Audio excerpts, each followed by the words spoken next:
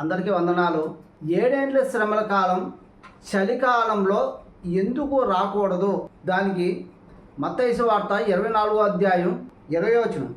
అప్పుడు మహాశ్రమ కలుగును గనుక మీరు పారిపోవట చలికాలమందైనను.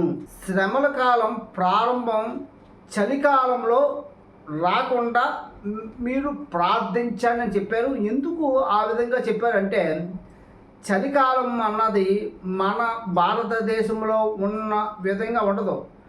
ఇజ్రాయెల్ దేశంలో చలి మహా ఎక్కువగా ఉంటుంది.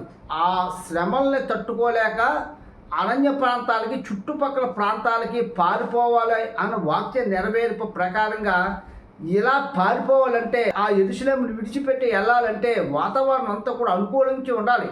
అప్పుడు అంతా కూడా ఏ విధంగా ఉంటుంది అంటే అల్లకల్లోలంగా ఉంటుంది. ఆ శ్రమలు తట్టుకోలేక ఉన్న పాలాన్న విడిచిపెట్టి యెరూషలేము పారిపోవాలి. అదే చెప్పబడుతుంది కదా.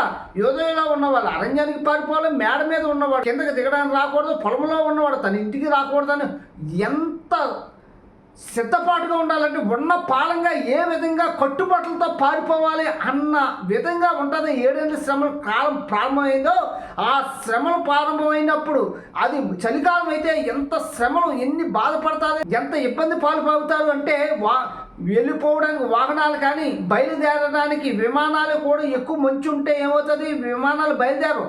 అంటే వాతావరణం అంతా కూడా సానుకూలంగా ఉండాలి. అప్పుడు మాత్రం యెరూషలేము విడిచిపెట్టి ఆ శ్రమల్లో పారిపోవడానికి వీలు పడుతుంది. కనుక ఆ వాక్య నెరవేర్పు జరగాలంటే ఇశ్రాయేలు దేశాన్ని విడిచిపెట్టి వేరే దేశాలకి, చుట్టుపక్కల ప్రాంతాలకి, అరణ్య ప్రాంతానికి పారిపోవాలంటే చలికాలంలో అయితే ఇబ్బంది పడతారు.